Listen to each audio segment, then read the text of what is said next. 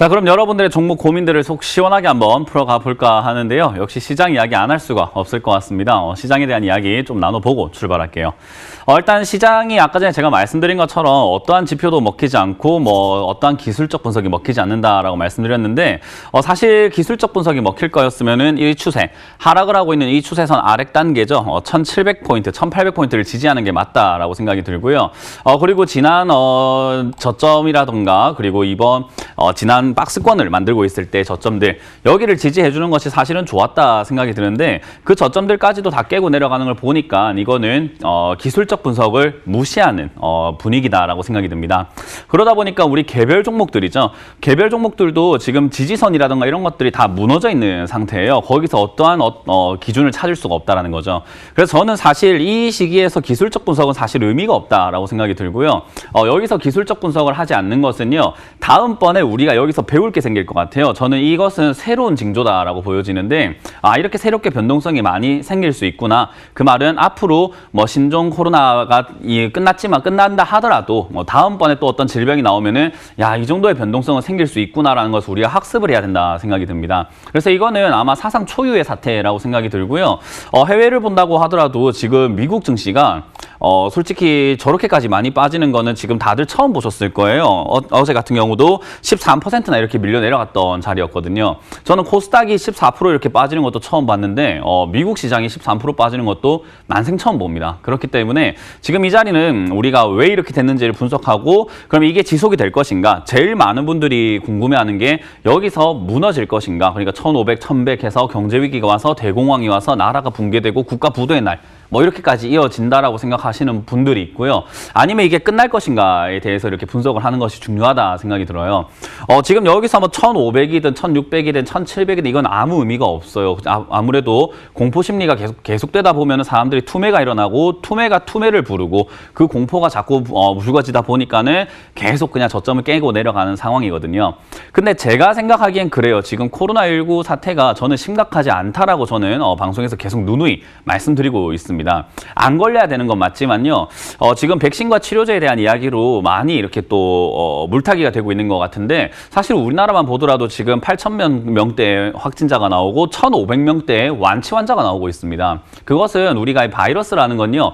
약이 없어요. 여러분들이 감기도 이렇게 생각하시면 돼요. 감기도 우리가 세균 때문에 감염되는 게 아니라 바이러스 때문에 감염이 되는 건데 감기는 약을 먹으면은 15일 만에 낫고 약을 안 먹으면 보름 만에 낫는다라는 말이 있듯이 약이 별로 의미가 없다. 그러니까 증상만 완화시켜 줄 뿐이다라는 것을 꼭 기억을 하셔야 돼요.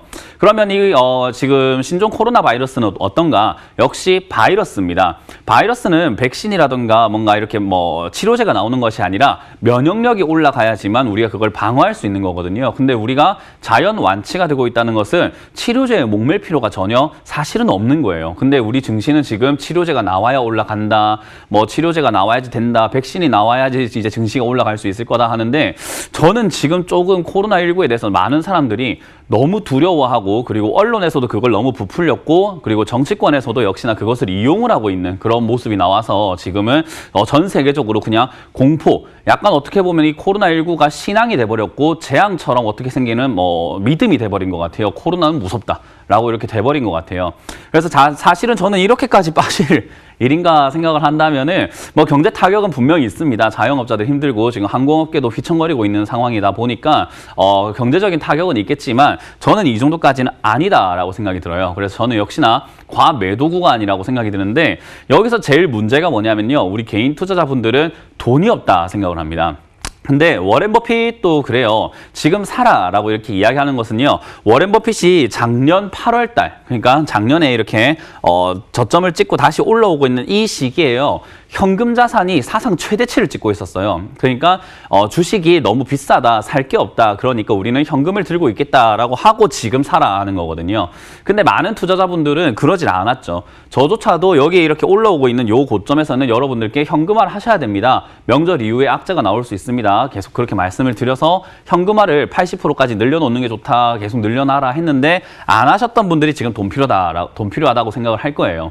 근데 돈이 있는 사람들은 지금 분할로 잡아놓고 100% 비중이 다 들어간다고 하더라도 어차피 시간이 지나면 2개월, 3개월 이후에는 올라갈 걸 알고 있기 때문에 별로 흔들림이 없고 뭐 오늘 조금 빠지든 내일 조금 빠지든 저점을 무너뜨리든 별로 관심이 없어요.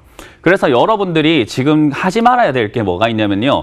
절대로 이 떨어지고 있는 시장에서는 신용을 써서는 안 됩니다. 다시 한번 말씀드리는데 신용을 써서는 안 됩니다. 왜냐하면 떨어지는 칼날에 신용을 들이대기 시작하면은 우리가 현금을 들고 있을 때는 떨어져도 그만, 안 떨어져도 그만 버틸 수가 있는데 신용이 들어가 버리게 되면은 자꾸 밑빠진 독에도 물을 부어야 돼요.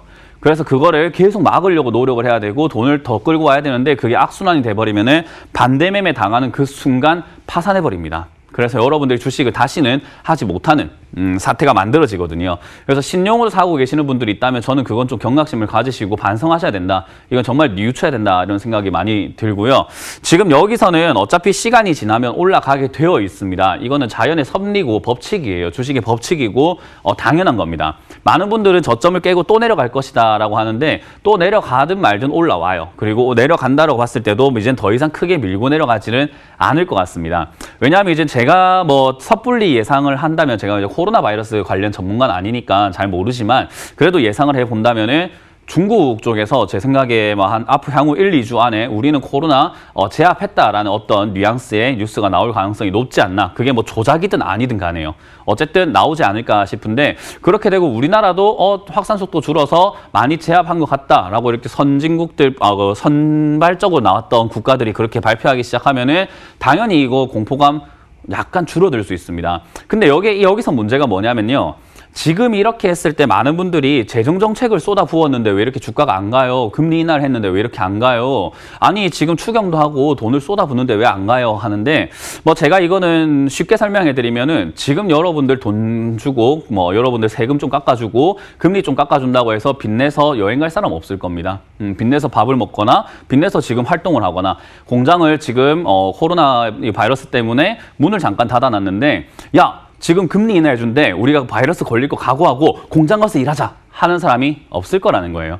그러니까 저는 지금 이 상황은요. 코로나19에 대한 그 공포감이 사라지기 전까지는 일단 이렇게 머물 수밖에 없다 생각이 드는데 지금 나온 정책들이 코로나19 바이러스가 공포감이 사라지기 시작하면은 많은 기업들이 지금 공백이죠. 약간 매출도 공백이고 실적도 좀 안 좋은 이 공백을 메꾸기 위해서 엄청난 돈을 땡겨가지고 다시 일을 하기 시작할 거예요. 그러면은 기업들도 돈을 땡길 거고 개인들도 돈을 땡길 수 있는 여건이 금리 인하와 추경으로 만들어져 있기 때문에 세상에 돈이 풀려 나온다는 겁니다. 그럼 풀려 나오면 어떻게 될까?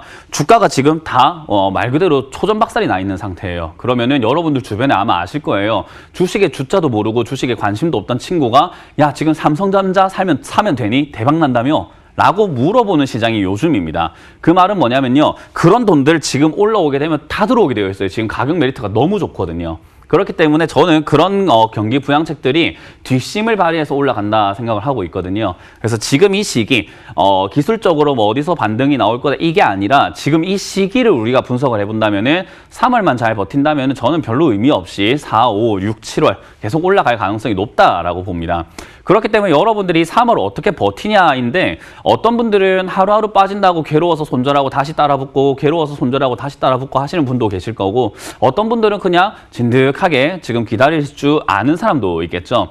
저는 어떤 게 낫냐라고 봤을 때 역시나 지금은 기다리는 게 낫다 생각이 들어요. 여러분들이 지금 할 수 있는 것은 손절하고 나가느냐 그냥 버티느냐인데 누가 이길지 상식적으로 생각해도 답이 나오지 않을까요? 지금 손절하면 여러분들 다시 붙는 자리 찾기도 어려울 거고 종목 선정도 어려울 거고 그 손실 금액 다시 메꾸기도 어렵습니다. 차라리 손절을 하더라도 반등이 나와서 올라올 때 하는 게 나아요. 지금은 전문가들도 물려있는 시장이고 세력도 물려있고 다 물려있어요. 기관이고 뭐 다 물려있어요. 왜냐하면은 지수가 그렇잖아요.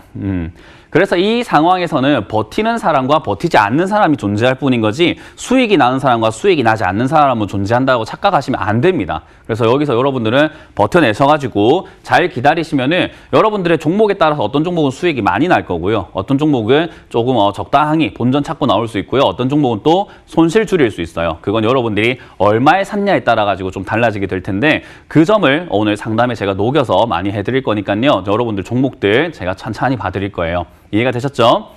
자, 그렇게 오늘 여러분들의 종목들을요, 앞으로 저는 테마 장세, 순환매 테마 장세가 나올 거라고 보고 있기 때문에 거기에 어울리는 종목인지 아닌지를 집중적으로 봐드릴 거고, 매수가가 높은지 낮은지를 조금 봐드리겠습니다. 그래서 오늘의 키워드는 버티자, 그냥 버티면 됩니다라는 이야기를 좀 드려보도록 하겠습니다.